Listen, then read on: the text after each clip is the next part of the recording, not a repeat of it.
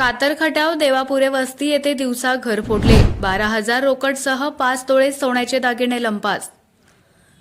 कातर खटाव येथे एनकुळ रोडवर राहत असलेल्या रमेश मारुती बागल यांच्या राहत्या घरी आज भरदिवसा अज्ञात चोरट्यांनी बंद घराच्या दाराची कडी काढून 12,000 रोख रकमेसह 5 तोळे सोन्याचे दागिने लंपास केले.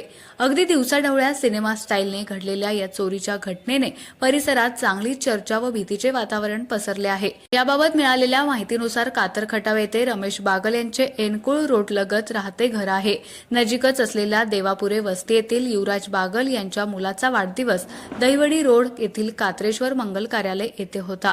घरातील बागल कुटुंबीय सकाळी 11:30 वाजता वाढदिवसाला पुढे गेले होते.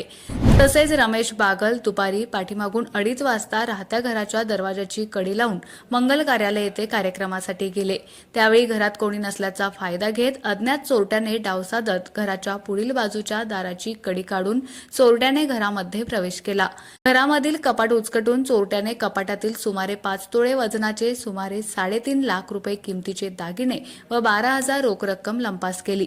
दुपारी 3 वाजण्याच्या सुमारास बागल कुटुंबीय वाढदिवसाचा कार्यक्रम उरकून घरी परतले असता दरवाजा उघडा दिसल्यानं घराच्या दाराची कडी काढून कोणीतरी आत गेल्याचं, फर्निचरचे व लोखंडी कपाट उघडे दिसल्यानं चोरी झाल्याचं निदर्शनास आलं.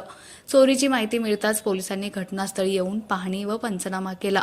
काळ्या रंगाचा टी-शर्ट परिधान करून काळ्या रंगाची दुचाकी घेऊन घराजवळ एक अज्ञात व्यक्ती आल्याचं घरासमोरील बंगल्याच्या सीसीटीव्हीमध्ये कैद झालं आहे.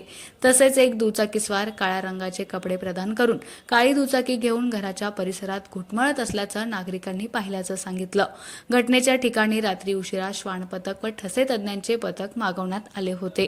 या गुन्ह्याची नोंद वडूज पोलीस स्टेशनला झाली असून पुढील तपास पोलीस निरीक्षक घनश्याम सोनवणे यांच्या मार्गदर्शनाखाली सुरू आहे.